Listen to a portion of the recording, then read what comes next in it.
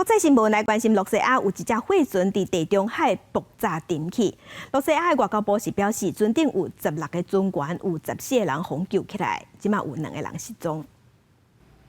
被救起船员身躯包毯已经安全到西班牙港口卡塔赫纳，因进前伫所说热夏货船大雄州因引起爆炸，迄时阵包含西班牙海军舰艇在内真一只船，赶去现场协助救人。根据西班牙海上救援服务，因是第23收到大雄州发出求信号，迄时阵严重向正平处，船头伫水中位置比平常时加正济。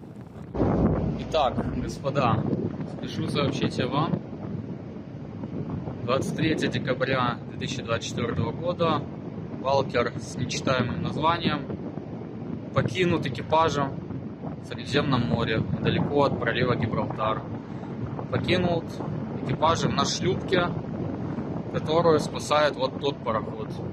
根据罗夏外交部大雄州因警小3关键爆炸要来调查，爆炸了后，一只罗夏军舰也赶去救援。大雄州是和美国制裁货船，根据罗夏国际传真社报道，12天前离开圣彼得堡港口。船主表示，大雄州迄时阵调向罗夏远东地区的海参崴赛，为海参崴港口运送2台各重量280吨的吊车。不过国际媒体无法度确认这讲的话无得到的真实性。大雄州即摆有难。甲另外一只被制裁罗西亚船只斯巴达号伫港街海域，今礼拜2只船被互人看到伫护送之下经过英吉利海峡。第三，乌克兰军事情报机构 HUR 通报，斯巴达伫葡萄牙外海发生故障，不过已经排除大雄州官名斯巴达3号，所以外界无清楚乌克兰所讲的是倒一只船。阿塞德政权帮忙了后，这个月进前 HUR 报告斯巴达驶去罗西亚伫叙利亚海岸土托斯海军基地将军事装备为叙利亚运走。